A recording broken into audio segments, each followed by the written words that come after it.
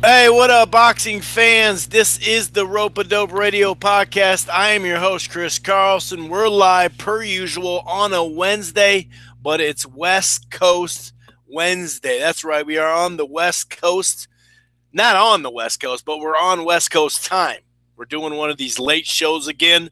Unfortunately, life just gets in the way, and it did again tonight. So, we're live, though. Like I said, it'll be a nice little surprise in a couple of hours for some people when this thing gets uploaded, thinking, oh man, maybe he's not going to do it tonight. Big shouts out to the UK, who is now sleeping. A lot of the East Coast is sleeping as well. The Midwest and West Coast still up. Great show for you, though. I don't know, as far as co-hosts slash callers, right? Because that's really what I call most of my regular callers is co-hosts.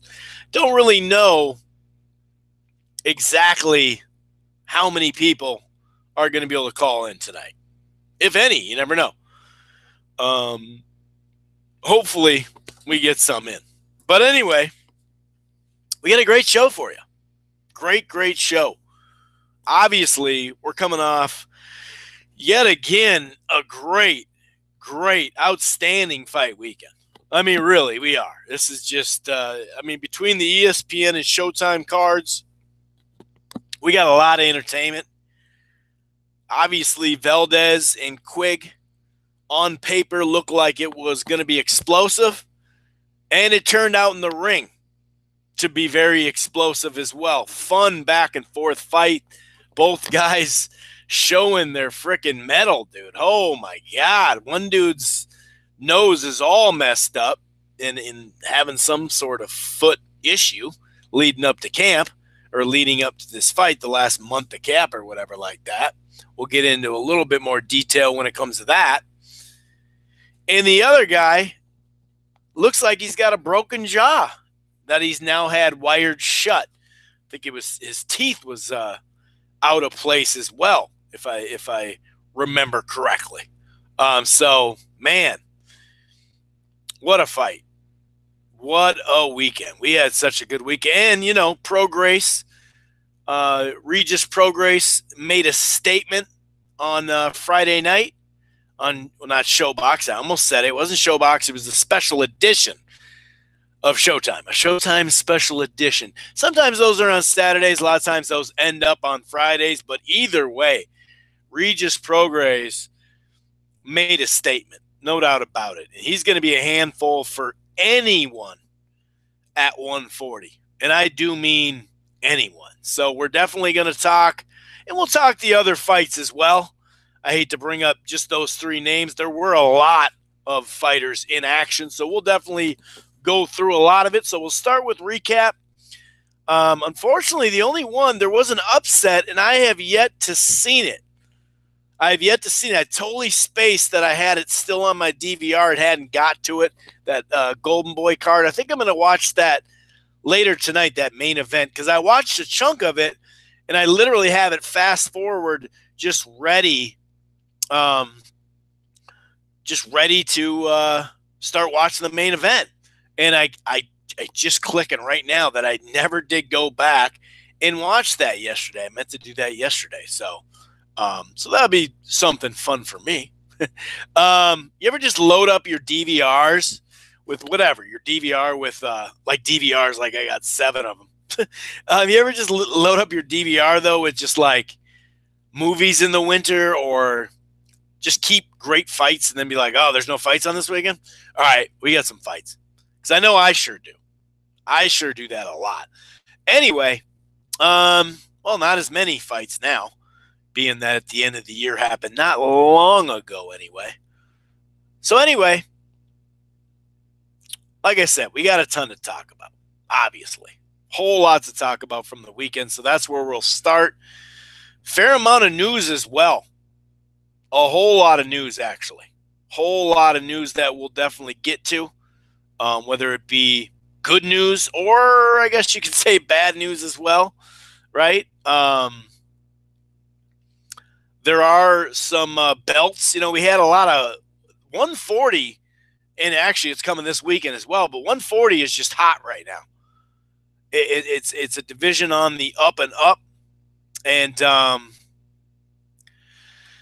I'm really feeling it. And we have a lot of belts that are getting fought for, or interim belts that you have to face that guy next. We've talked a little bit about it here on the show. We'll give you a little bit more insight as well if you haven't heard. Of course, there's some IBF Mandos that are pretty important from the fights that just happened. And some other fight news, honestly, like this Terrence Crawford, Jeff Horn thing, I just found out before I went to work. I just couldn't figure out what the hell was going on. It's like, what could be going on now? You know what? Like, what is stopping it? Well, we found out a little bit more. We also got some good news on Loma and Linares, but a whole lot of fight news. And we'll touch upon Pacquiao and Bob Arum. Looks like they're having some more drama. So just a grip of news. Then, like I said, we will look to this weekend. Jose Ramirez, Amir Imam, fighting for a title, but it's not really a title. It's a title, but it's not, because you have to face this guy to do it. It's kind of strange. It's kind of a strange one. But anyway, so yeah, there's we'll definitely go over like the options as well. As far as, Garcia, who we don't know if he's going to be at 35 or 40 or whatever. So we'll definitely get to some of that. I want to make sure that, switchboard's all up. Yeah, we're good. We're good to go. There are some callers there just jumping in. 646-381-4990 is the number to call. We are streaming live. If this is your first time listening to the Rope-A-Dope Radio podcast, you could definitely check us out here most Wednesdays, almost every Wednesday, right? At blogtalkradio.com/Rope-A-Dope Radio. It streams lives and archive there. Streams lives. That's what I just said. I stream lives, dude. I save lives. No, it streams live. And it also archives. That's kind of the headquarters there at blogtalkradio.com/Rope-A-Dope Radio. But of course, you can check it out on iTunes. If you rate and review the show there, that would be nice, by the way. AKA Apple Podcast. That's really what they're calling it nowadays. Player FM. That's another great source to listen to the show. Spreaker, Stitcher, really wherever you like to listen to podcasts. The Rope-A-Dope Radio podcast will be there. We're talking boxing. And we do have a football/basketball show as well. It's called the College Ball Show. Covers college football, college basketball, and the NBA later in the year. Just throwing that out there. And we're also a part of the Grueling Truth Sports Podcast Network. And that is available all the places I just named, right? iTunes and Player FM and Stitcher and all that. They actually got a great app at Stitcher. You should check that out. They got a YouTube page as well. But they're also available on iHeartRadio. So if you listen to iHeartRadio, that's kind of your gig. Go check out the Grueling Truth Sports Podcast Network. Go ahead and visit thegruelingtruth.net. That's thegruelingtruth.net. They got a great sponsor over there, mybookie.ag. That's mybookie.ag. So let's get in this, shall we? A couple more callers. I'm kind of surprised. We got some West Coast callers, though. Some callers, actually, a couple of them I haven't seen in a while. What's going on, guys? So let's start with what seemed to be the best fight, right? Quigg, Valdez, Quigg, I should say. Oscar Valdez and Scott Quigg really let it all out on the line for us, right? They really did. I mean, they freaking put it on the line, right? And I'm going to get to the weight stuff. But as far as the fight goes, the first 3 rounds, I thought it was all Oscar Valdez. I really did. He was landing his nice right hand. Of course, landing that left hook to the body. Mixed in some uppercuts with plenty of body work. I noticed in the third, though, they both started kind of missing a lot. It was kind of random. It seemed like Valdez was still busier, but you could see in the third round, Quigg basically started doing something where you're like, okay, I'm starting to see something. In fact, he carried that into the fourth round. That was a very close round. I got some question marks there. I haven't watched this fight again, but I'm going to. It's definitely one of those. I was talking about that DVR special. It's definitely on the DVR. But that pressure started from Quigg in the fourth round, in somewhere in the third round too. It started to become a little bit more effective, and he was doing well in spots. I thought he could have won that fourth round. He definitely went on a run after the fourth round. I gave Quigg the fifth, the sixth, and the seventh. Quigg actually got cut pretty, I wouldn't say bad, but he got cut, I think, in that fifth round. He was landing left hooks midway and late in that fifth round. He landed several right hands.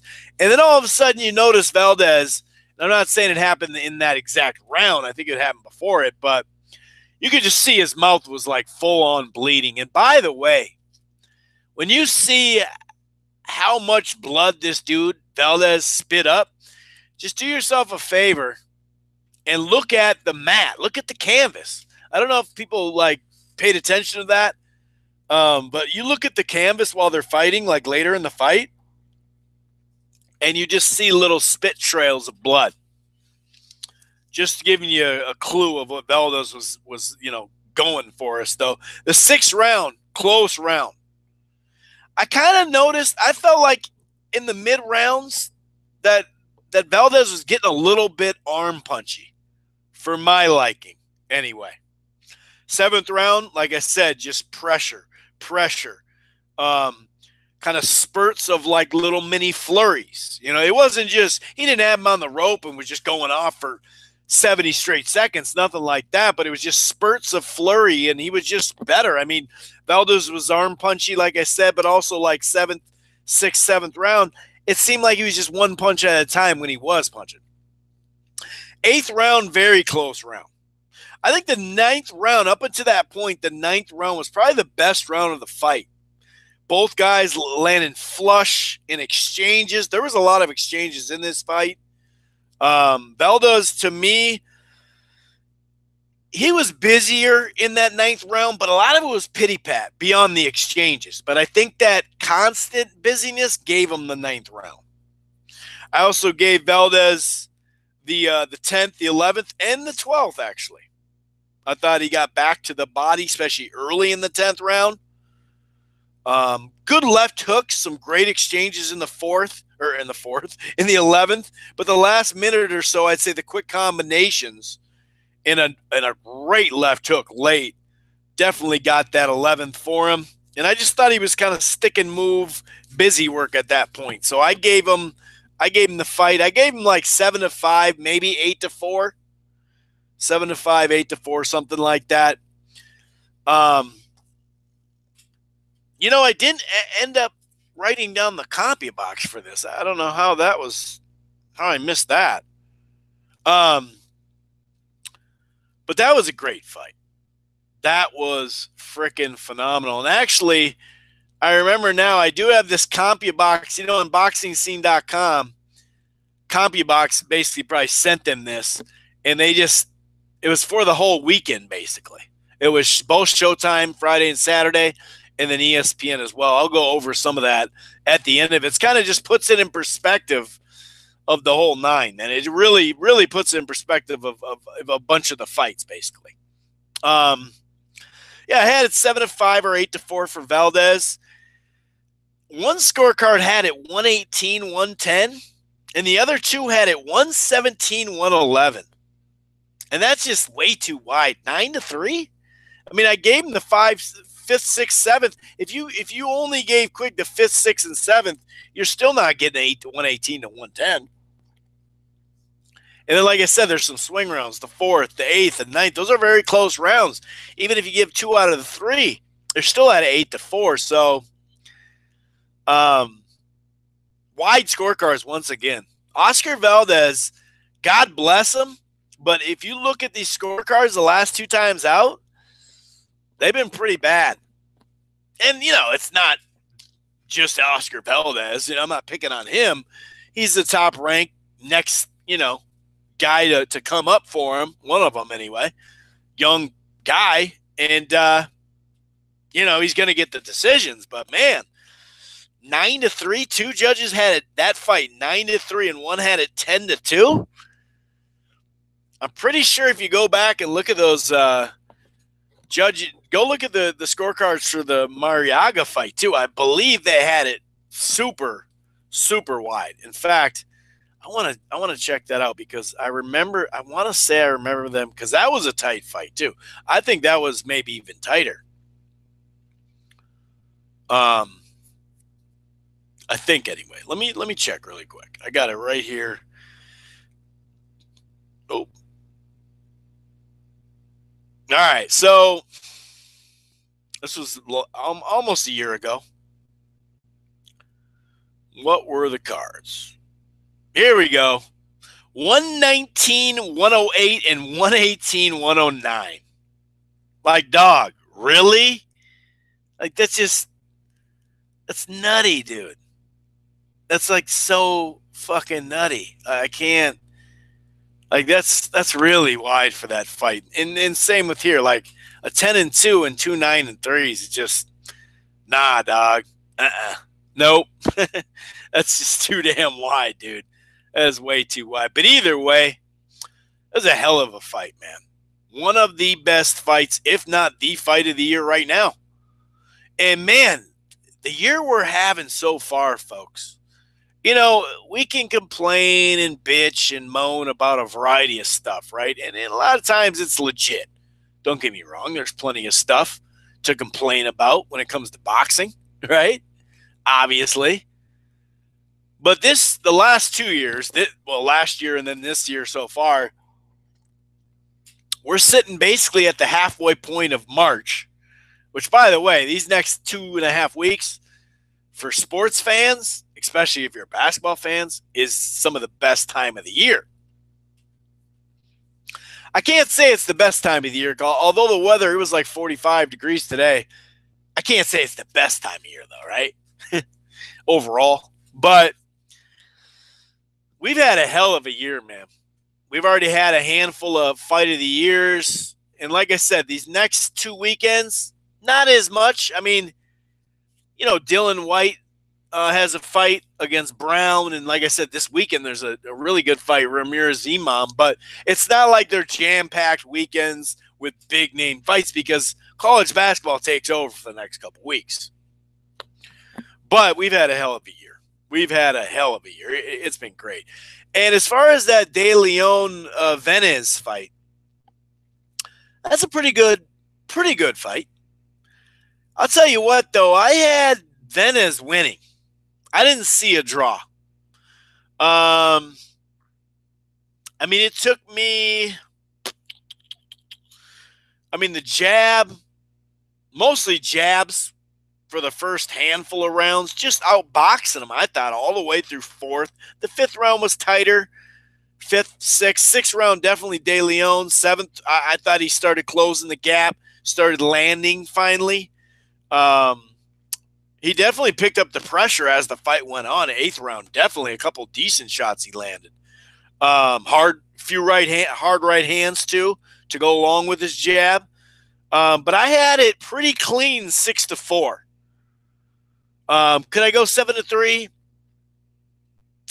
I don't know. I just didn't see 5-5. I saw Andy Venez winning that fight. The judges had it 95-95. Two of them had it 95-95, and one had De Leon 96-94. That kind of, I don't know. It's like, do you just have to come forward? Like, just come forward, man. Don't worry about landing. Just come forward. Like, what? Don't you have to land too? I don't know. I'm not saying you didn't land any punches. Don't get me wrong, but I don't know. I guess I just didn't see. Yeah, I don't know. I guess I just didn't see it being as like an easy draw, which I kind of saw many people say. Which, hey, that's cool, no biggie. I don't know. I guess I just didn't see it. Um, yeah, I mean, I guess I just didn't see it. I don't know. But either way, I thought, yeah, it's not like I didn't think De Leon, he did get back in the fight. I think I gave him the last, what did I say, the three? I gave him several rounds at the end. I'm trying to look at my scorecard. Yeah, I gave him the 7th, 8th, 9th, and 10th, actually. So, yeah, I mean, like I said, 6-4. It's close to 5-5, don't get me wrong, but I don't know. I kind of felt like it just wasn't. I just felt like Valdez won the fight. I don't know how else to. Well, I guess I've said it now. So yeah, that's just kind of what I saw out of it. But it was an all right fight. It got better as the fight went on. I didn't see De Leon landing that good of punches, to be honest with you. Not that Valdez did either per se, but it was all right fight. Not bad. At least both unbeaten. At least they only have a draw on their record, right? They don't. Are they going to do a rematch? I actually haven't heard. I did hear a little. I did hear from Robert Garcia on Elias Setback video that they may do the rematch. It may be in Vegas. I actually kind of overheard, or California again. I'm not sure. But overall, that ESPN card, it's kind of vague as far as the rating. And here's why. They kind of do this like networks because the rating didn't necessarily hold what the lead-in was. Not that it was going to hold that 3.4 million or whatever the ACC final tournament did. So basically, they had the Big 12 tournament, which was right around like 2.8 average, 2.9 average, probably peaked to 4. And then they had the ACC championship game, which was at 3.4 and probably peaked at 4.5, 5, more than likely. Basically, those were the lead-ins. That was a lead-in. So it's one of those things that they reported it and then they haven't gotten back. I think they're going to get one where they have all the streams involved. But the Valdez fight actually outrated the main event.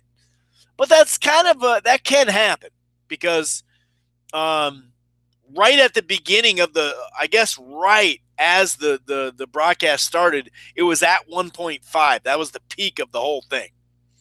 And then it kind of carried through. The whole card almost did 1.1.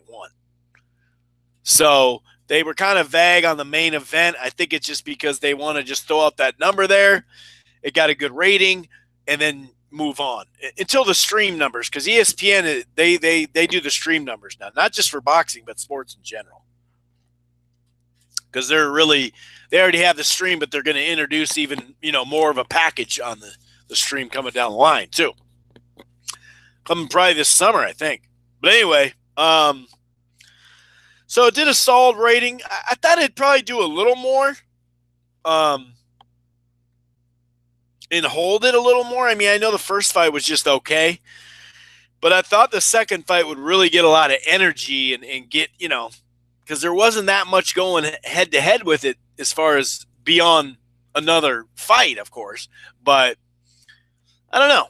I thought it would do a little bit better rating just because when you have something that is averaging 3.4 for 2.5 hours, like I said, that could peak very high.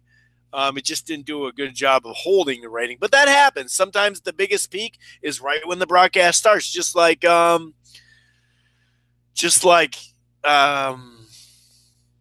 Spence, the NBC Spence, right after the ceremony, after the gold medal game. Then they had like a half-hour chunk of when they're going through the stuff and doing the ceremony. That 6.2 peak that's when it started, right at the beginning of the broadcast. I think that held like a 4.8 for the rest of the broadcast. But that was the highest peak. Sometimes when they do those NBC and CBS stuff and they're going to do some ABC stuff. At night, that prime time, sometimes the biggest peak is when the news hour kicks in, because you got a bunch of people tuning into what they think is going to be news. They pop in there for a couple of minutes. A lot of people change the channel. Some people hold it. But sometimes that is the highest rating. So it's all about helping each other and stuff like that. Basically, like way more than 50% it dropped. I'm not saying hold the rating. Like I said, I didn't think they were going to hold a 3.4 rating. I just thought that they'd be able to hold what they had at the beginning and build upon it like they have when they've had other lead-ins. So same thing happened with the Beterbiev and Ramirez last fight. Was that in November? The Ramirez was the main event. That's where all the people came to see, but it was actually in the end, just because of the way it worked out, they had I believe that was that one where they had the Alabama-Mississippi State game. And so it got a really good rating. This one got a lot better rating, but still, or not this one, but that one I'm speaking of, but still Beterbiev in kind of a nondescript fight got the better rating only because of the lead-in, So it kind of works backwards sometimes when it comes to this stuff. So, yeah, the whole card averaged right around 1.1. I'm sure we'll get the stream numbers. They've been pretty good at putting out those stream numbers, but who knows?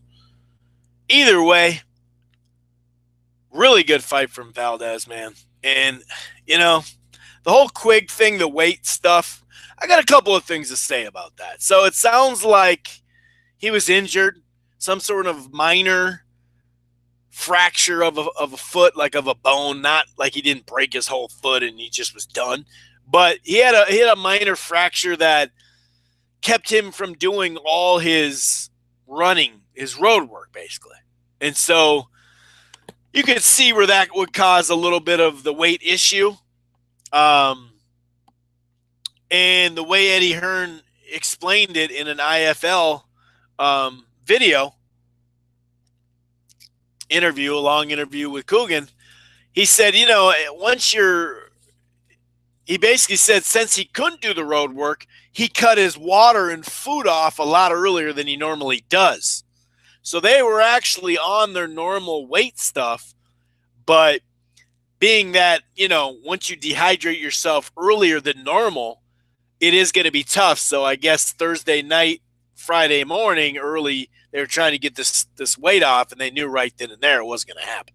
So he weighed in like 2.6, I think is the official. I think they said like 2.8 over, but I think it's 2.6 pounds over.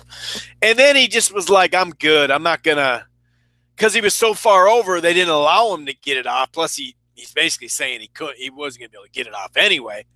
But the one thing – and that stuff happens, it is what it is. Whatever. People go into fights with injuries all the time and make weight. So I don't know. But either way, to not do like the next day weigh-in is kind of shitty. But I guess they figure they got a guy from the UK. We're going to have to cancel the event or the main event just wouldn't pop off. He basically he had a lot of leverage at that point to an extent. I mean, not really, but obviously he did because he just said no and they just went with it, So Valdez definitely got paid some more. So obviously very unprofessional for Scott Quigg. Like I said, there's been plenty of people that have been injured in camp and still made weight. So it is what it is. It's not like he has a track record of this. It is just kind of funny because he's not like the biggest dude. And then, he's been at 122 for a while. So he's kind of new to featherweight in a sense. I know he's fought some other fights at featherweight, I believe, but it's always a weird thing when you miss weight when you're coming up in weight. And randomly, the last couple of years, we've actually seen that way too many times. But as far as I did want to address this part too. So we got that out of the way. The Quigg thing, very unprofessional. You got to at least say, hey, dude, cat me out the next day. I believe if you're going to come almost 3 pounds over, you got to be willing to work with the other team, So that kind of sucked. But I guess he was just like, dude, I've been trying to, I've been trying. I can't take anything off, And I've definitely been there as far as wrestling and weighing in and being dehydrated. I get it. Of course, I wasn't getting paid, so it'd be different. If you said I could get a nice fat check, I probably would grind it even more. But I wasn't there. None of us were. We don't know how bad off he was, or we've definitely seen it though. As long as he was trying to do it as hard as he could for a while, I believe the commission didn't allow him to weigh in anyway. The second time, so he didn't have a chance to take off. When you get 2 hours. But now that that's out of the way, I will say this: a lot of people, and Eddie Hearn got some questions thrown his way by Steve Kim. That was a big deal on the internet for some odd reason. But I'll say this. They kept telling us on the broadcast how much bigger Quigg was because he weighed in at 142 or whatever. And that was with his clothes. As we know, these next day weigh-ins, they're not down to their skivvies. They're not doing an actual weigh-in. They're just stepping on a random scale, or not random, but they're stepping on a scale with their clothes on. So he was 142, but, he was saying, and Eddie was saying that he comes in at like 138. So that's really not that far off because I had my clothes on, So my whole point is I actually, in the ring, I didn't see this huge welterweight they were talking about. Now, Valdez is short.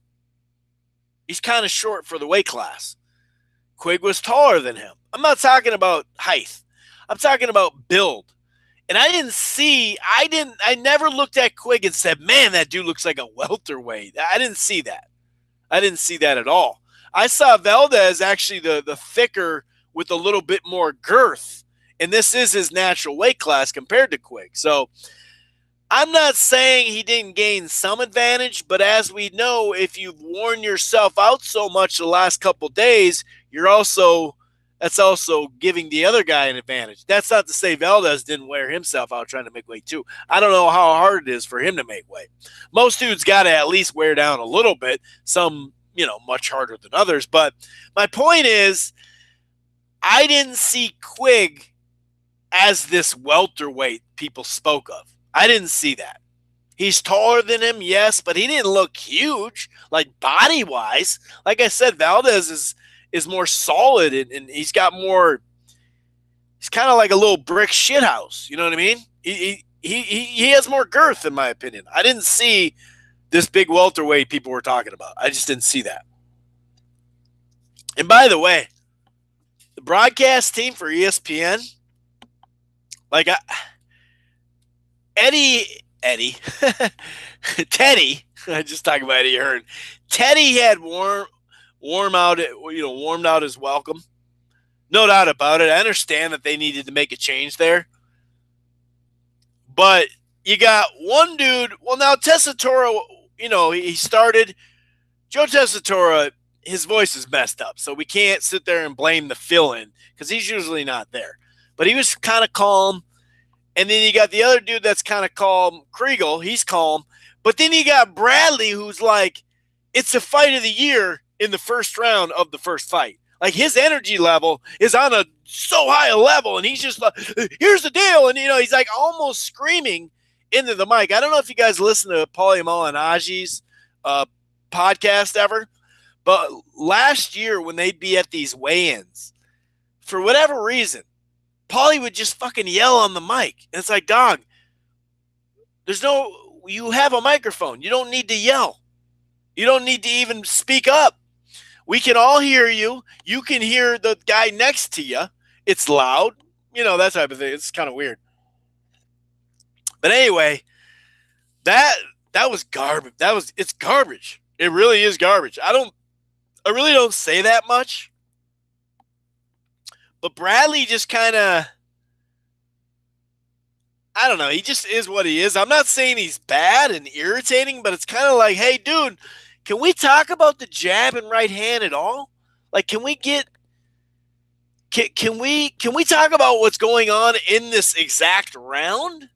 We say that about HBO, but usually it's on some Marvin Hagler, Lennox Lewis shit where they're, bringing up these classical fighters and trying to compare them to this jab in the ring.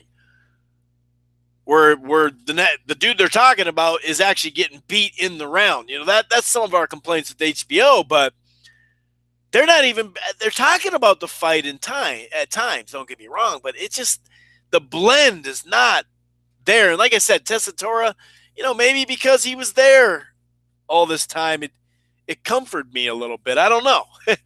But it was bad. It's actually bad, to be honest with you. And I just didn't think they were really, I don't know. I mean, the thing about Quigg is if that fractured foot, that foot issue he had, that means the last month he didn't have a full camp either. So, I mean, both these guys, look at his nose.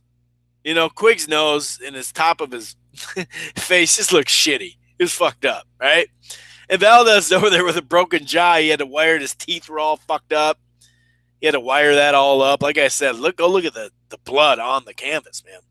But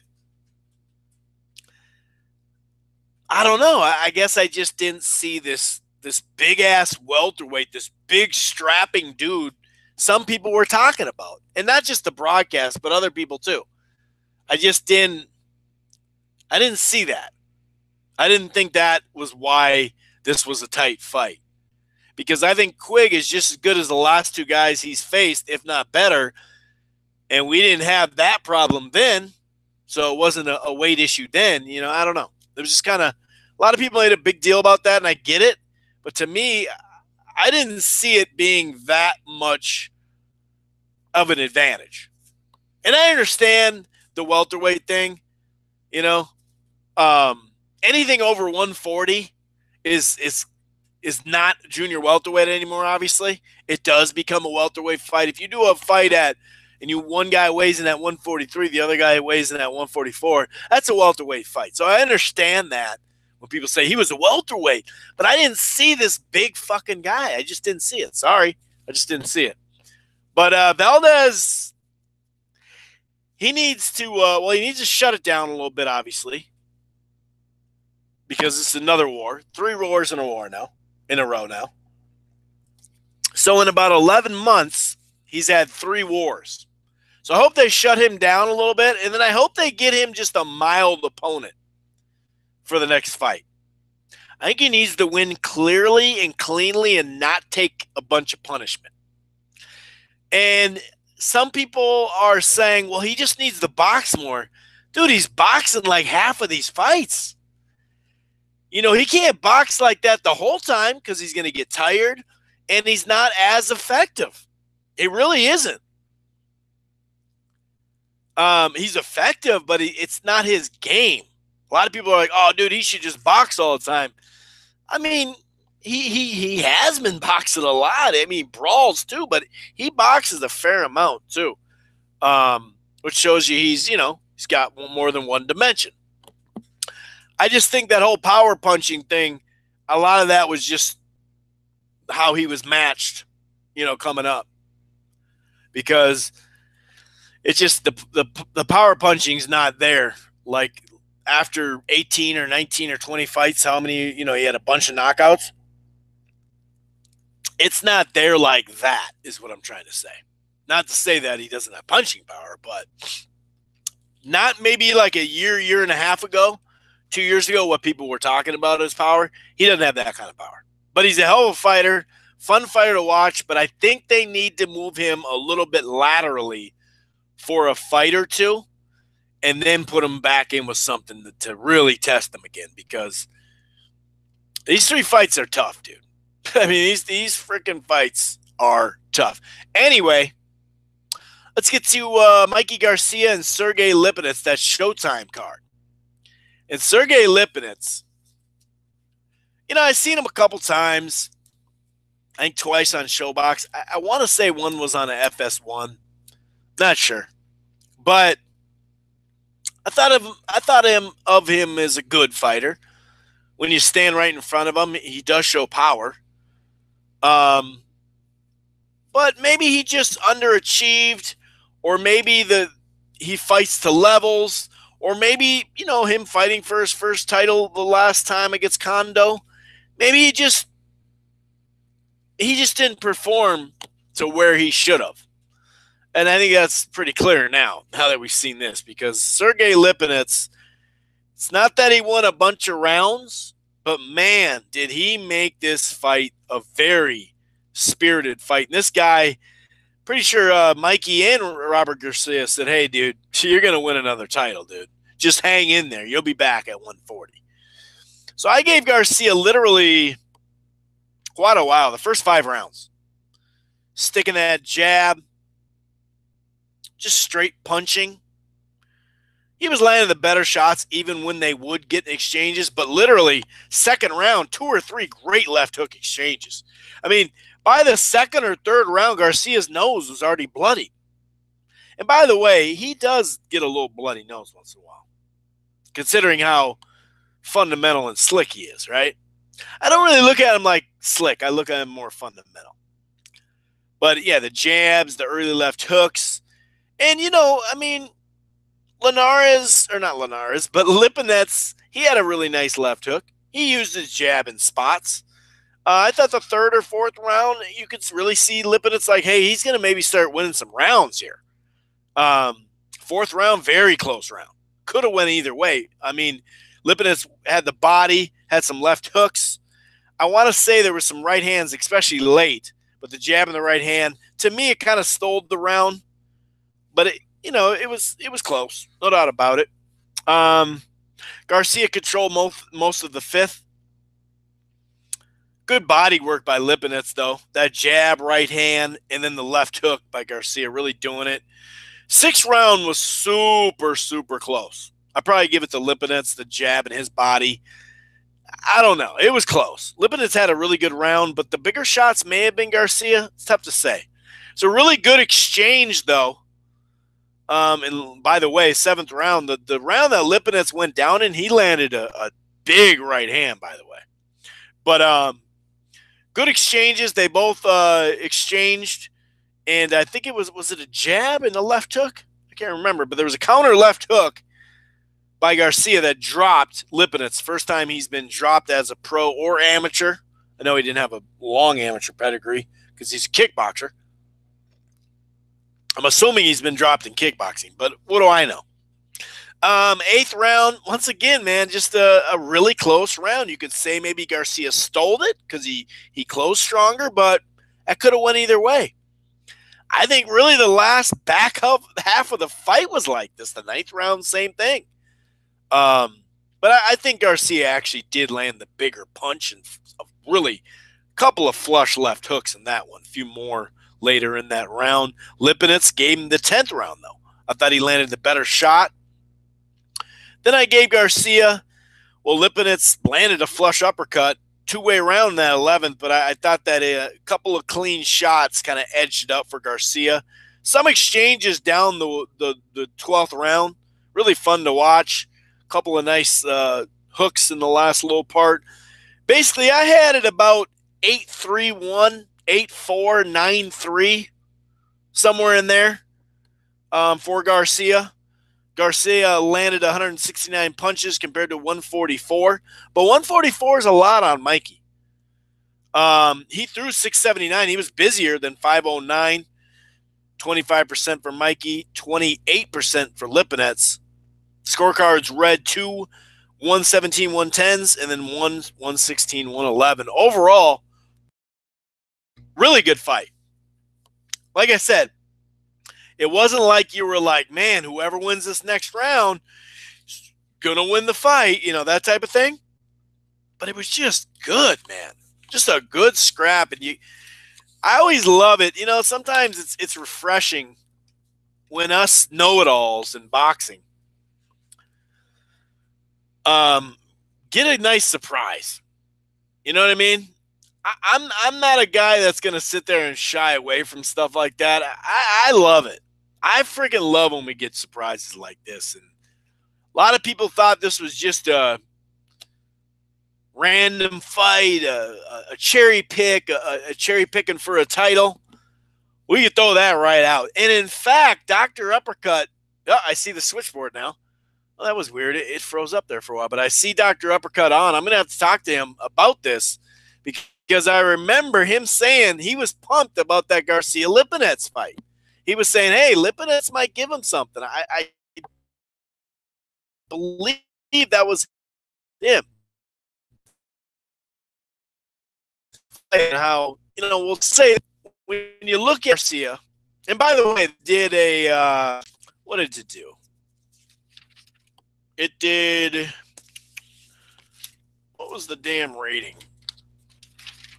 I said 1.1 almost for that other one. Oh, yeah, 618 average and then 689 peak, which is a little bit better than HBO show last week. Because remember, HBO last week was going against the million plus broadcast, whereas this week Showtime was going against the million plus broadcast. As we look at, so they're back a month. So it does kind of suck that they went head to head. And we got some more coming up. That's why I'm really hoping that Terrence Crawford, Jeff Horn doesn't go to May 19th. It's going to happen. We know that. But I maybe not on May 19th, but I'm saying it happens throughout the year. I get it. But it'd be nice if it didn't happen that much. But here's the thing. Well, this little light at the end of the tunnel for Mikey Garcia, in my opinion. I'm not saying it's just a complete cash out mode, but I think it's more like cash out last couple of fights legacy stuff. With all the new names at 140 and with a couple of things that he could still accomplish at 135, he doesn't need to go anywhere near welterweight right now, does Mikey Garcia I'm speaking of. What I really want him to do is just spend the rest of this year at lightweight and see what happens. Go down, unify with Easter Jr., because we know Lomachenko and Linares is now back on. It's a whole lot of drama for a pretty damn good fight, but it's not like it's some elite level fight. It was kind of funny how that worked. Really happy that got made, though. But for Mikey, go back to 35, fight Easter Jr. this summer, unify the belts, then Linares and Lomachenko will fight before that, and then just put the pressure on Lomachenko and be like, all right, dog, let's get it in. Like, I got belts, you got belts, let's go. Because technically speaking, because they already gave Linares the lineal for Anthony Crawler, which, we've talked about it. I'm not going to go in detail because I've talked about it a handful of times on the show. It didn't make any sense to make a 1 against 3 in the way they did it. But that'll be for the lineal no matter how you like it. No matter how you dice it or cut it, technically it's lineal. As far as Ring Magazine lineal, actually. So maybe it's actually not lineal. It shouldn't be anyway. But that's what I do. I mean, you could stay busy after that with the Richard May, who just fought and won. You could even wait for Tank Davis to come up maybe in 6 months to 9 months.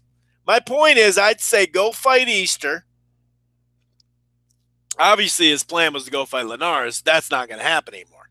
They were going to have a summer fight. That's not happening anymore. But I'd go down, fight Easter, and then be like, what's up? And most of us think Lomachenko's going to win. And be like, what's up, Loma? Let's fight in December. Remember that December date that you and Rigo fought right after the Heisman? Let's do it. That's what I think he should do. And then go to 140. And let the 140s kind of get going. You still have Postall there. If Lipinets could get a belt or get a couple of good wins, you got a rematch potentially. You got Regis Prograis. You got Relic, who just won. You got Figueroa. You got Barashik. You got Flanagan. You potentially have Imam if he were to beat Ramirez. Now, I bring up, Jose Ramirez and Josh Taylor as a secondary. That'd be dope. I'm not saying they're secondary fighters, but I doubt that Hearn really wants to put Josh Taylor in with Mikey Garcia right now. Well, coming off this performance, maybe he would, right? But I don't think Ramirez or Josh Taylor. I'm saying like the next fight or two are gonna fight Mikey Garcia at 140. And he's going to have to figure this out kind of soon. We'll get into the details in just a short little bit. The number to call is 646-381-4990. That's 646-381-4990. I know we're West Coast late night show, so we're not going to get that many callers, but I do see some, like I said before, some that I hadn't seen in quite some time. Speaking of, so we had another rematch. This has been the year of the rematch so far. Obviously, we got the biggest one coming. Canelo and Golovkin rematch, right? We had Benavidez and Gavril. We had who was it? It's Durrell and what the hell's his name now? They changed it. Ugadaji. That was good and one-sided, right? Well, we got another rematch in Relic. Barthélemy it was done. I mean, it wasn't even a fight. Like, how many rounds did you even give to Barthélemy?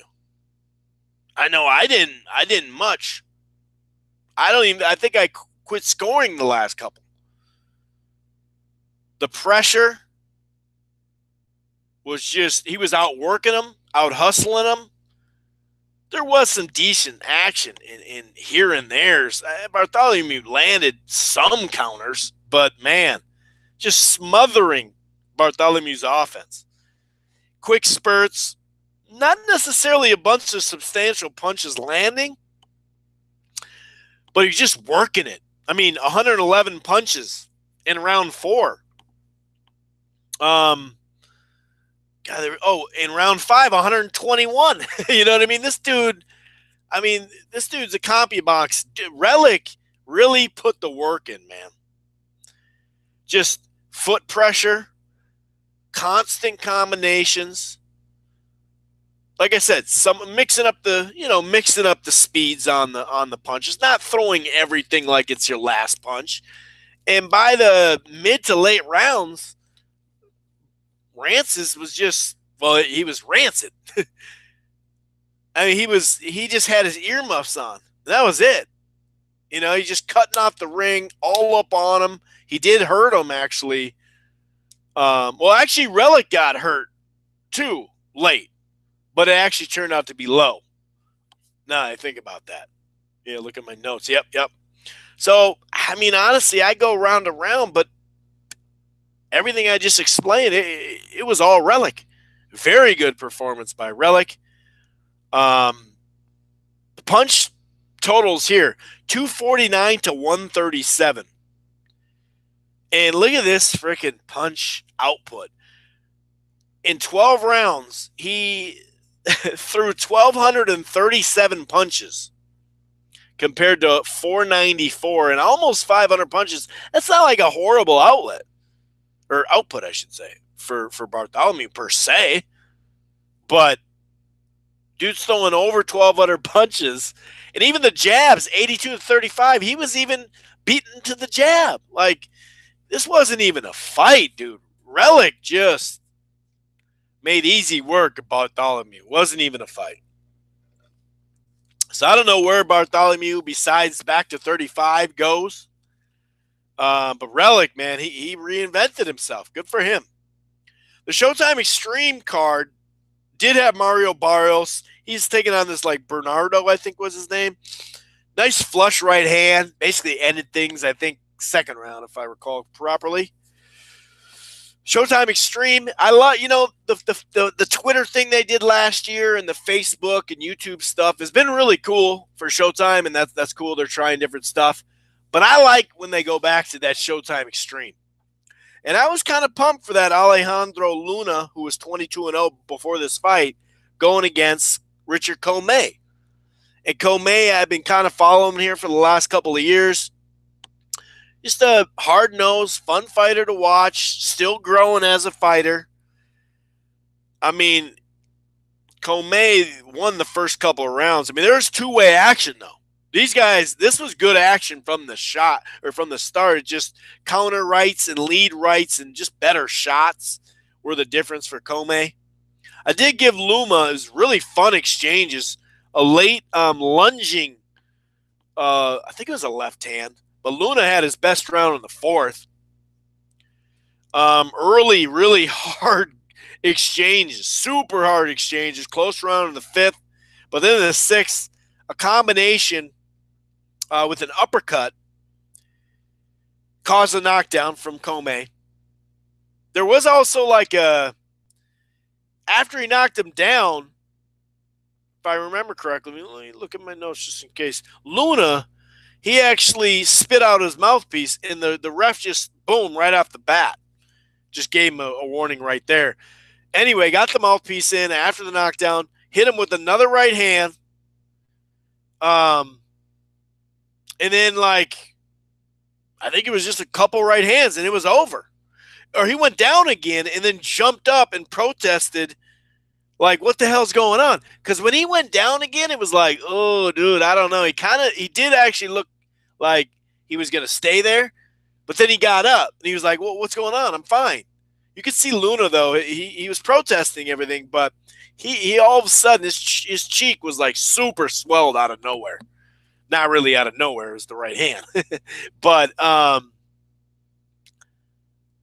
of a weird ending. But I thought that it was pretty clear that Comey was winning the fight anyway. But a really good performance by Comey. No doubt about it.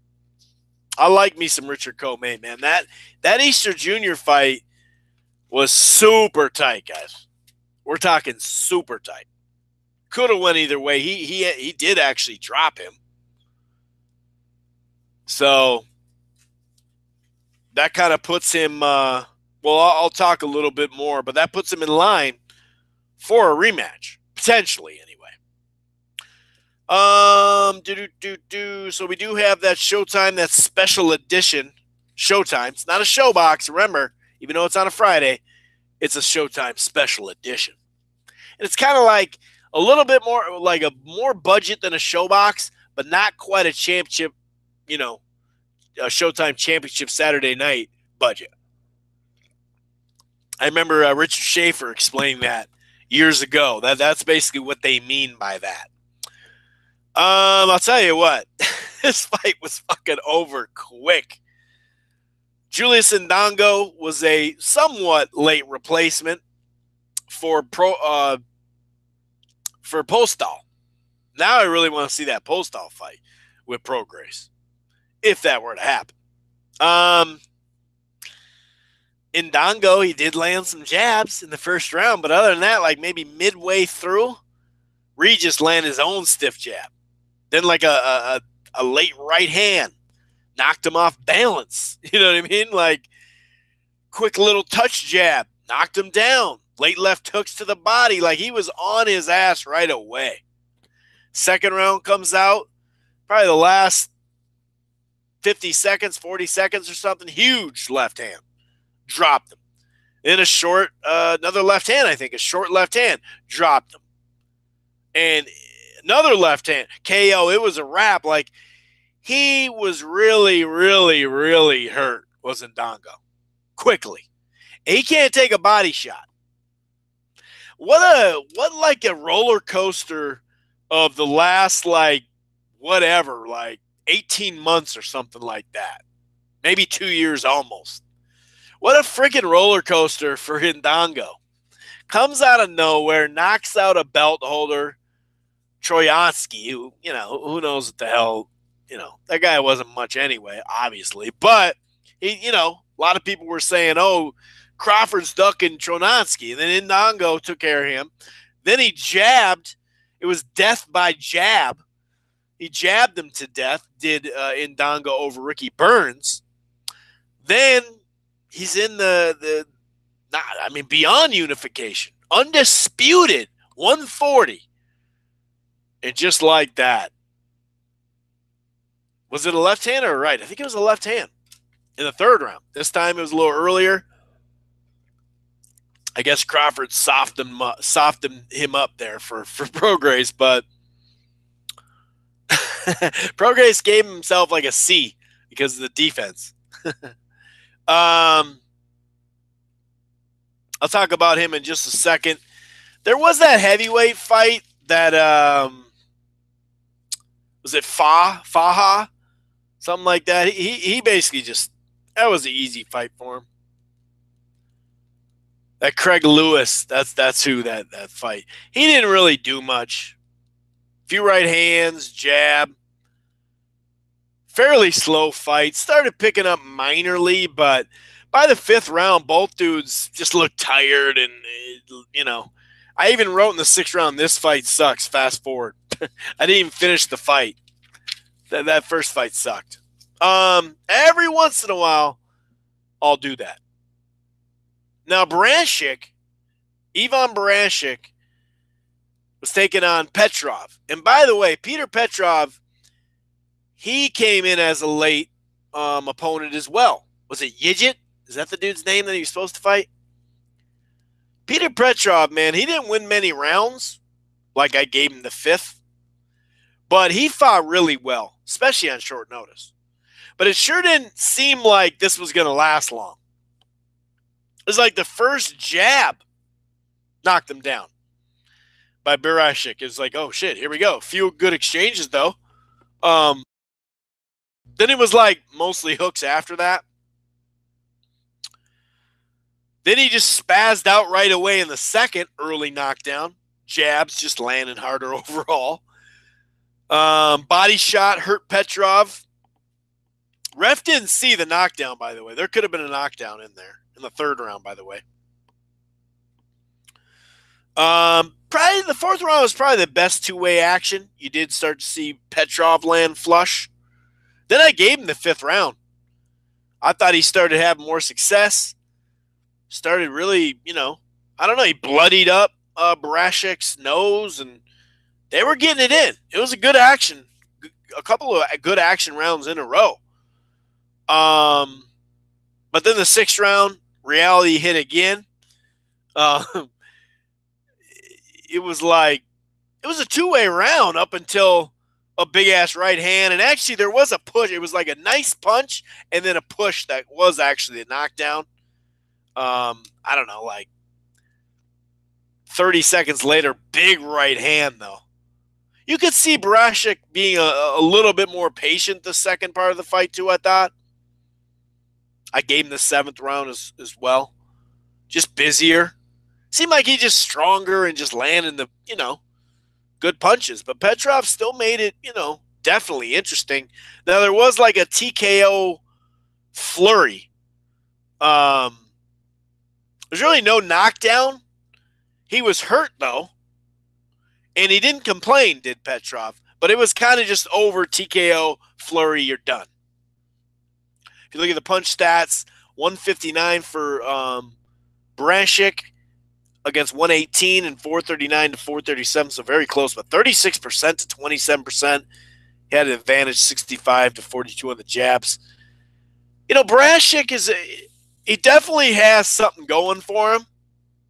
Definitely. There's something to him. He's a big dude. He can really get his punches off. He's impressive in a lot of ways.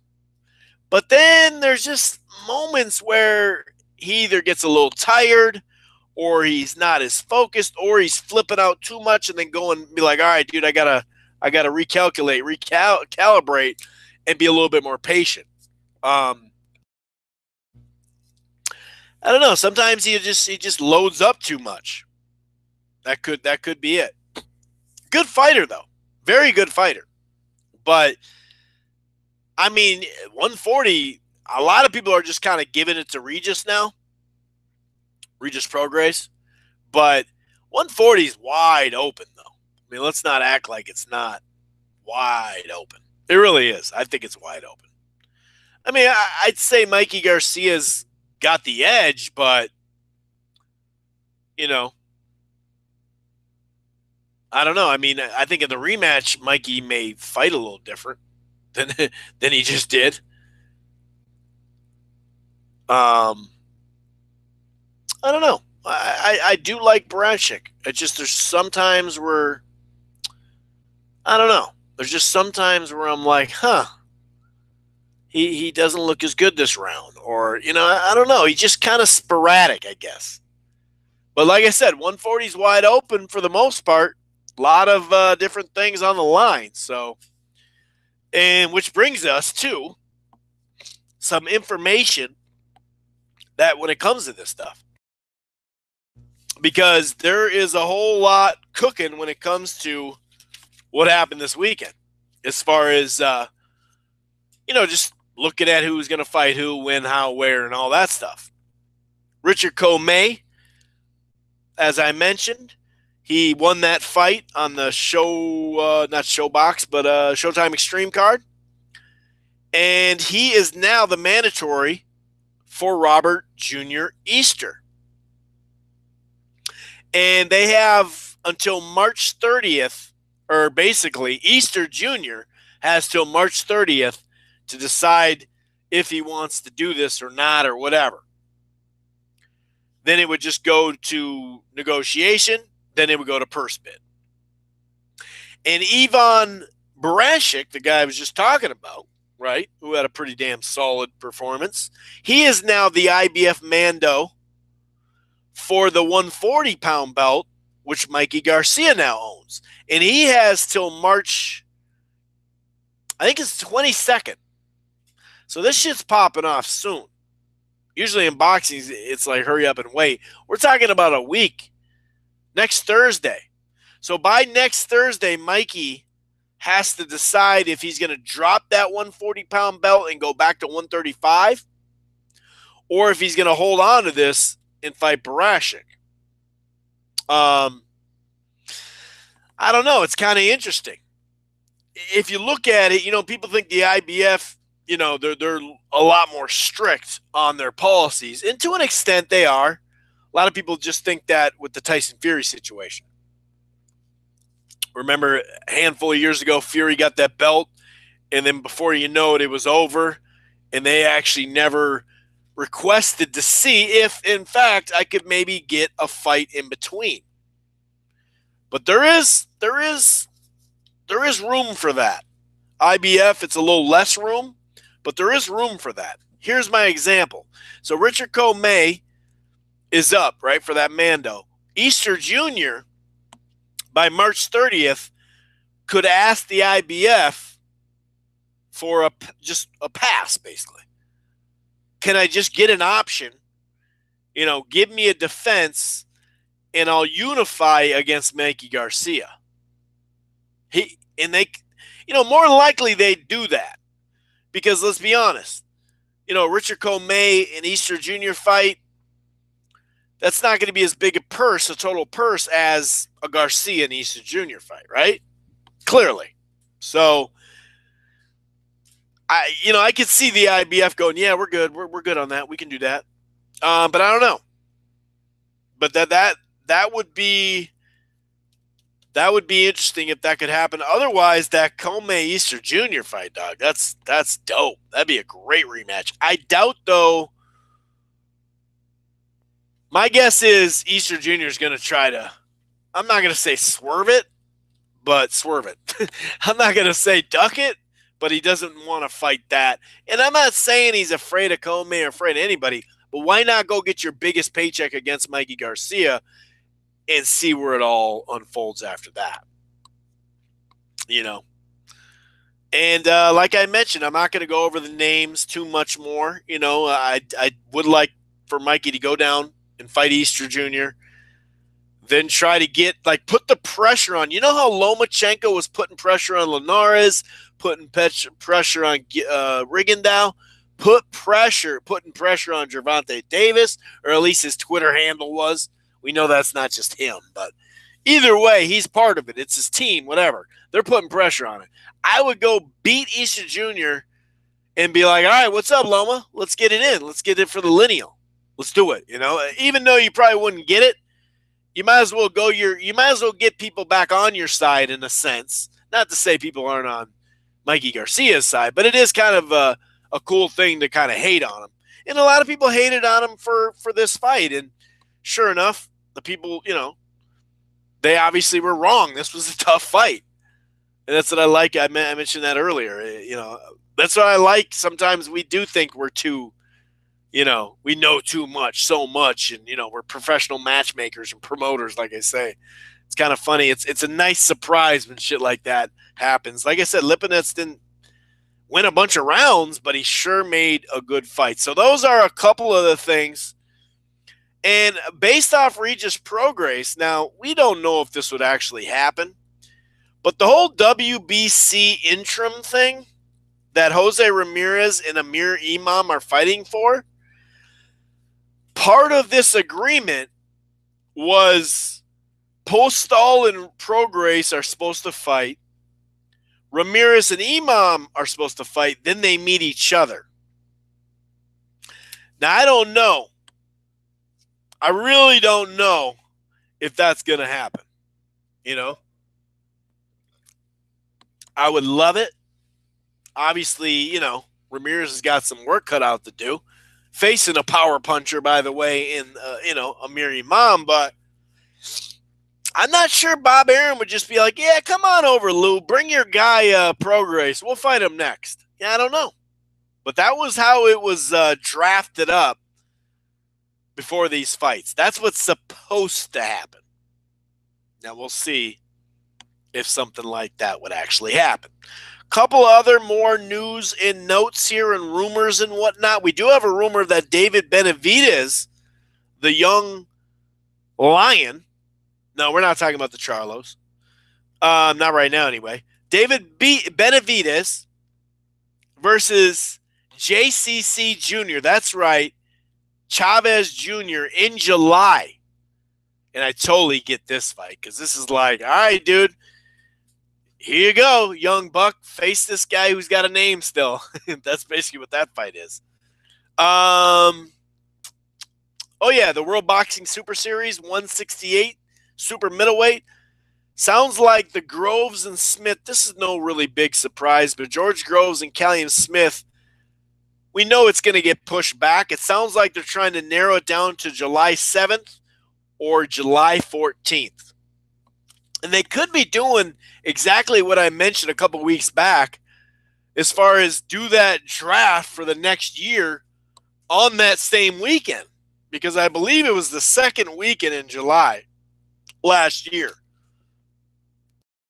which should probably be July 14th, I believe. Don't quote me on that. I got a calendar quick, so let me check it out real quick. Yeah, that'd be the second week in July. So that's probably where, it'd be either that first or second week where they do the draft. And I'm talking about the World Boxing Super Series draft that they do. They rank them, and then the top four, and then they draft. They could just make it a whole weekend. I wonder if they'll do that. It'd be interesting to see. But anyway, that's a little bit of news there. James DeGale and Caleb Truax from Minnesota. Truax, of course, the upset of the year last year, round 2, is going down April 7th in Las Vegas on Showtime as the co-feature to Hurd and Lara. We kept thinking, for a second there, they were going to put, there were some rumors about StubHub, which didn't really line. I mean, I'm never going to complain about a StubHub fight, right? But it didn't really line up for those two in the main event. So it's at the Hard Rock, which is a smaller venue, seems to fit it more. That's a good card, though. DeGale and Truax Part 2 and Hurd and Lara in the main event. That's a good thing. And, they were trying to get some local love.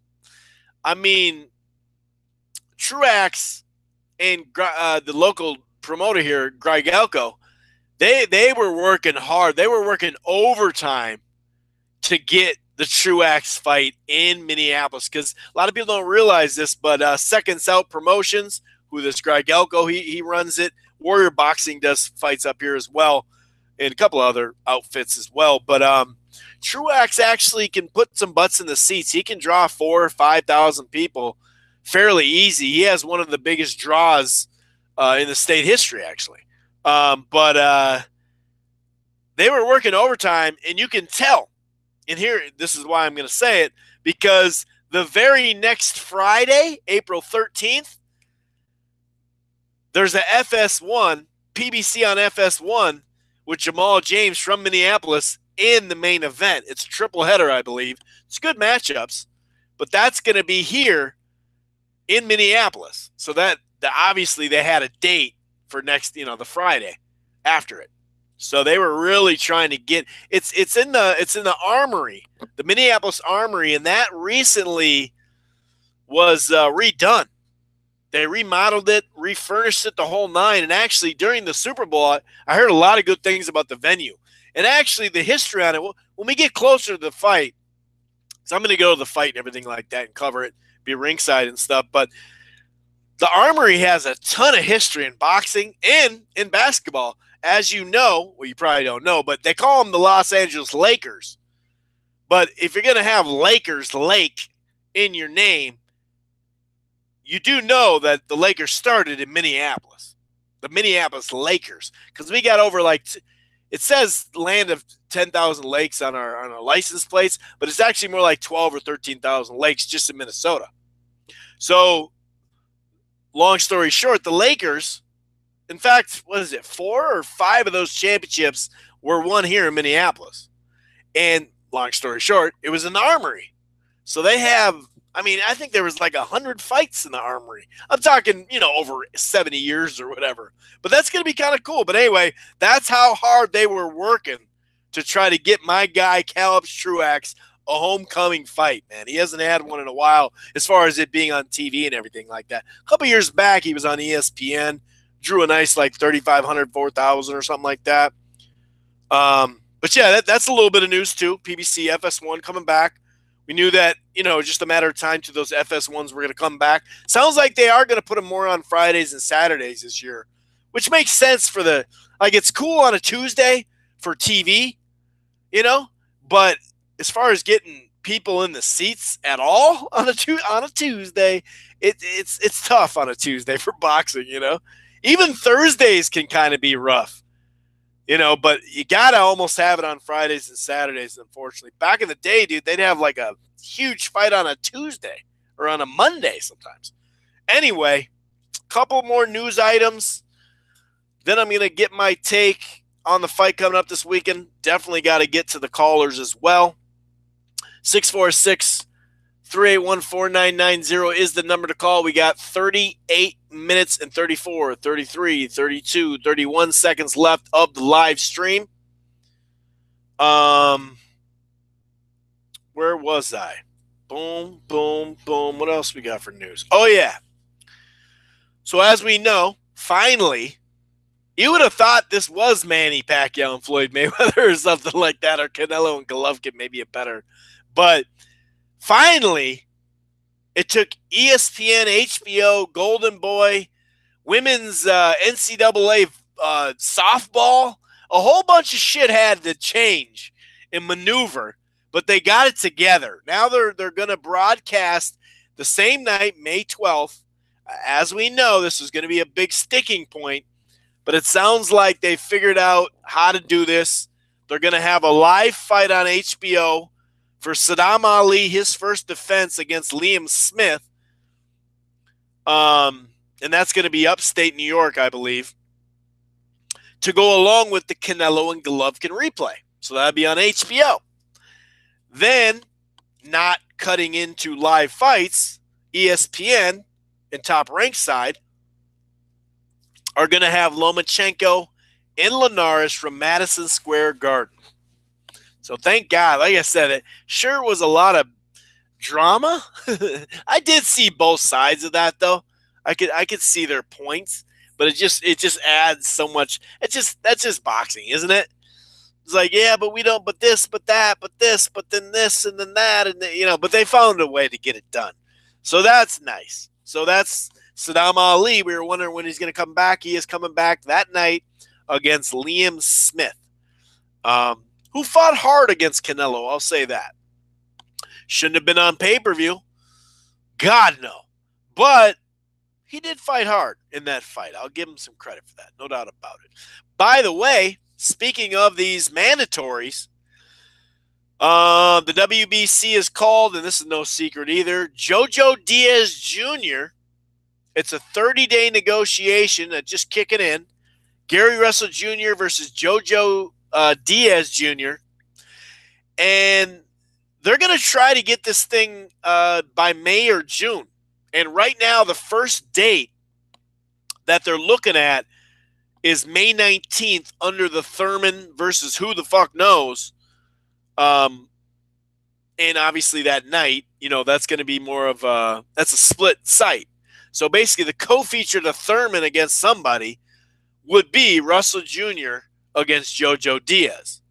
That would be dope. Joseph Diaz Jr., Russell Jr., Thurman fighting somebody. And then that night they go to, I believe it's in Montreal. I know Canada either way, for the Badu Jack and Stevenson. So 2 fights I'm really looking forward to right there. Russell Jr., Jojo Diaz, and of course, Badu Jack and Stevenson. That one's still on one of the top on the schedule right now for me. So that's a good look. Like I said, there's a lot of news, guys, this week, and most of it's positive. Now, a couple negatives. Crawford and Horn, we got to wait for this thing, even though people don't want to wait. It's kind of funny. Isn't it funny how the last time Terrence Crawford fought was August, right? So you got September, October, November, December, January, February, March, April. That's eight-ish months. If a PBC fighter was out for 8 months, there'd be especially a high-profile guy, like Spence. We'd be jumping on these motherfuckers, right? Rightfully so, too. Funny, I haven't heard a peep. That why are they letting Crawford sit around for 8.5 months? This is bullshit. I haven't heard a peep on the Crawford side. Huh. Weird. I wonder why that is. And like I said, it's that last Spence gap was on some bullshit. We let everybody know just like everybody else. I'm pointing out something because it's Terrence Crawford's a high-profile boxer within boxing. And I have yet to see one person say, why is he out for 8.5 months? Anyway, he's going to be out longer, unfortunately. Terrence, this is weird because all of a sudden, Manny Pacquiao is not fighting on that day. Then last week, we said, no, it's getting announced. It's being announced. We're about to put tickets on sale, but we're just trying to figure out how we're going to broadcast it. And I'm thinking, what do you mean, dude? That goes back to a normal ESPN. Don't try to do this on pay-per-view, Bob. Do not try. And obviously he was just kind of backpedaling, trying to burn time because he thought Manny would fight. He thought he had a card all set up. But I mean, he does have a good card beyond that. It's not like Alvarado and Pacquiao, some great fight. But if you look at the card that he had built, now it's getting split up into different parts. But anyway, that's what his excuse was last week. They're saying, we're deciding the form of broadcasting, what we're going to do with it. The next thing you know, now we found out today, Crawford's hurt his hand. Like a month out, that's really why. I mean, to sell tickets in a big venue like that, a month out, it's much tougher. Now, he could probably do it at home, could Terrence Crawford? Or like they did for Lara and Hurd. They just made that fight last week. So, but it's in Vegas. It's in a small venue, the Hard Rock. It's not, you don't have to put 8,000, 10,000 people in there. So that makes a little bit more sense. But when you have something that, like the Mandalay where it's 10, 12,000 people, it's a little bit tougher to go on sale and actually do good a month later. So I think it has to do with I don't know. It's really random. It's really weird. But anyway, they say, Bob says this fight's happening. It's going to happen in Vegas. And unfortunately, he said, well, we're going to postpone it till May or June. Well, one of the dates they brought up was May 19th. And I really don't want them to do that per se because that's on the night that Showtime already has a card. Now, I understand this shit happens just like this last weekend. Garcia got pushed back and went head up against ESPN. not what they planned to do at the beginning of the year. So I get it, but I hope it doesn't land exactly on that same night. But so out of nowhere, he's hurt. Crawford's hurt. But it's not that bad of an injury, so we're going to be able to postpone it, and it's going to be okay. So I don't know what the hell. That's kind of weird. But we do know Pacquiao and Bob Arum are having issues. Because last week, all of a sudden, Pacquiao once again trying to announce his own fight, saying, I want Matisse or Garcia. And Bob shut that shit down quick. He's like, first of all, you might as well forget Garcia. And second of all, maybe not Matisse either. I don't know. But Alvarado's in there. And by the way, you're not a free agent. Because there was that whole rumor all of a sudden that he is a free agent or that he only has 1 or 2 fights, so he's trying to become a free agent. I guess the rumor going around the campfire is he tried to get off the contract. And we know only 2 guys have managed to get off contracts, and that's Floyd Mayweather. He paid like almost $1 million to get off. And then Mikey Garcia, right before the judgment of the case was going to happen, Top Rank dropped the case and dropped Mikey right before. So that clearly they were going to be in the wrong in that outcome. Otherwise, they would have just kept the outcome how it was. And Pacquiao, as we know, I guess it's the tax problems here. Now, this is a rumor. We're giving you fight news, info, right? But we're also giving you, maybe. Don't be surprised if you hear this in a couple of weeks. But we know Pacquiao has money issues. He has to campaign.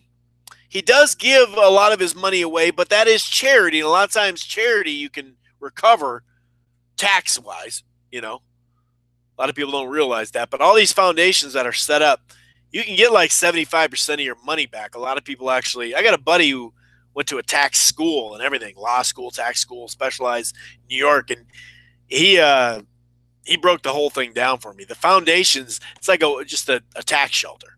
Not to say they don't do any good, but anyway, long story short, sounds like Pacquiao doesn't even want to fight here anymore because the tax man, Uncle Sam, is going to get him. I don't know. So I don't know if he tried to officially try to get out of his contract or that's been the holdup or he's saying I only got 1 contract. Is it 1 more fight or this date? I have no clue. But old Bob said, nah, brah. Nah. You're not a free agent. And when I say jump, you say how high. That's how Bob handled the situation. So I think that about does it for news. God, we had a lot of news to get to. Some of it rumor mill, but most of it news. Next week, by the way, just because going into next week, like I said, college basketball is starting to take over now for the next couple weeks. That's not to say I won't watch Dylan, White against Brown, and of course I'm going to watch this fight I'm about to talk about, Ramirez Imam. But it does calm down. We've been on a nice run, man. We've been on a hell of a run since like late January. And we have a couple of Fight of the Year candidates. We got some really just competitive fights, back-to-back competitive fights at cruiserweight in that World Boxing Super Series. Obviously, Quigg and Valdez might be the leader, might be the lead right now. Wilder, like if you go to the 5th round and on, Wilder and Ortiz definitely might be the fight of the year. So, got a lot of good fights. Speaking of, what I was going to say is next week, I'm going to have a segment on May. It kind of sounds funny. We're not talking about like the weather. Things to do in May. It's not going to be that. It's about the schedule, dog. Because the schedule in May is off the chain. Usually we have like one great weekend. Of course, Cinco de Mayo. And then usually at the end of the month or something or whatever. There's May's pretty good, but usually it's March and April and June and July, whatever. May's usually good, but not this stack. And I figure that'd be a nice little topic in preview for next week because, like I said, we're only going to spend so much time on white against brown. You know what I'm saying? No offense to the UK fans. So that'll be next week because I was going to talk about that tonight, but I said, you know what? So much news. So anyway, this weekend, Jose Ramirez against Amir Imam. Supposedly, the winner, and I do say supposedly, the winner has to fight Regis Prograis, which I just don't believe will happen. Unless it's Imam. Because then Don will be like, yep, I'll get that money. Yes, sir. No problem, sir. Where is it? Yep, I'll get that money.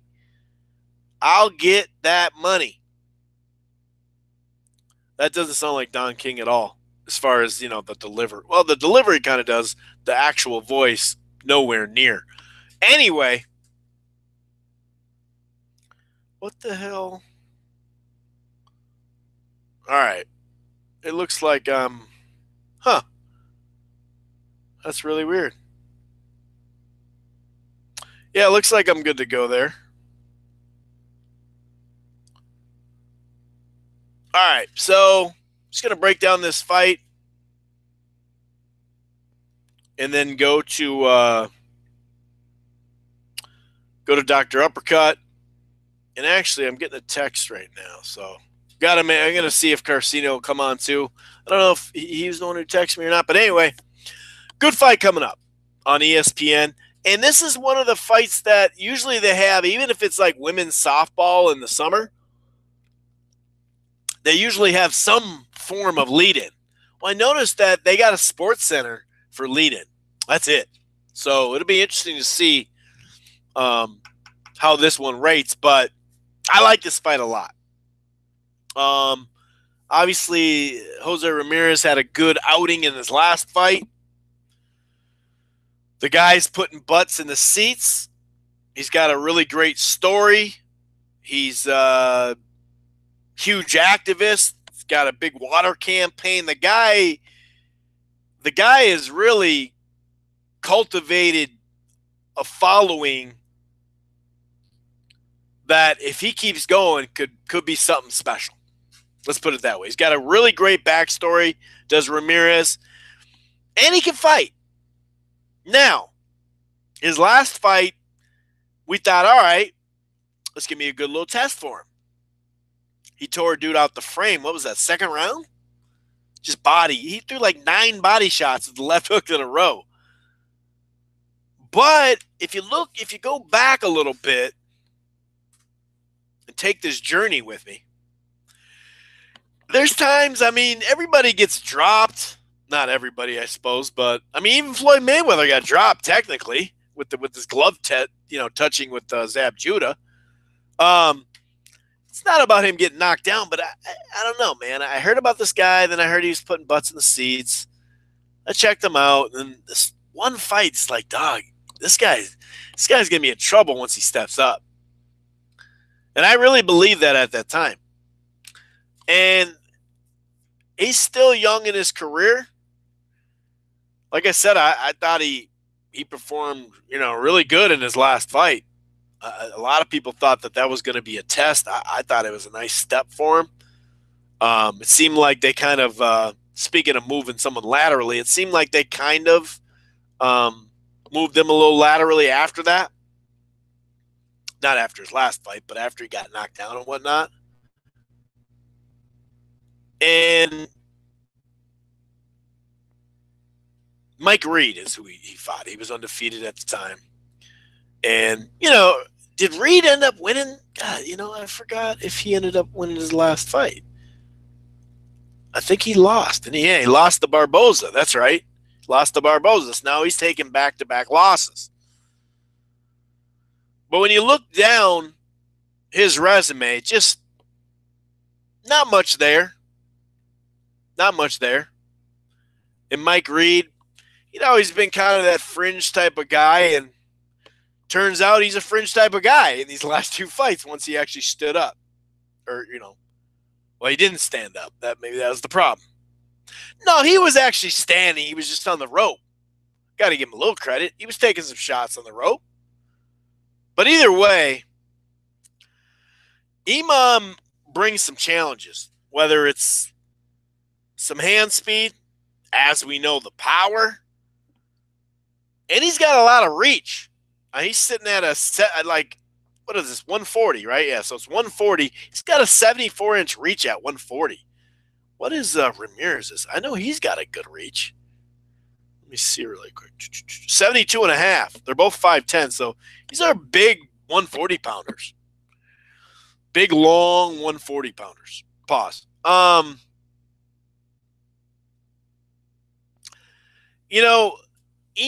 was talked about somewhat highly a couple years back.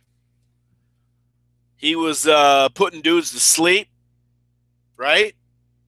He fought he actually fought Ugas, if I remember correctly. Yep, he fought Ugas, beat him in an 8-round decision.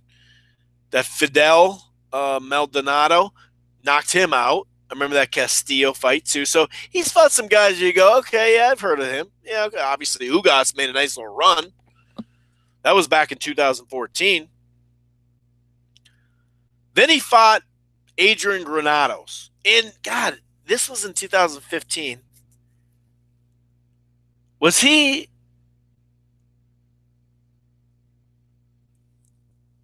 I can't remember if he was in line for something or what.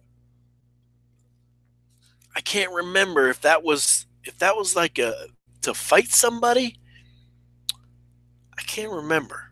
But anyway, he was a prospect that was making some noise. He really was.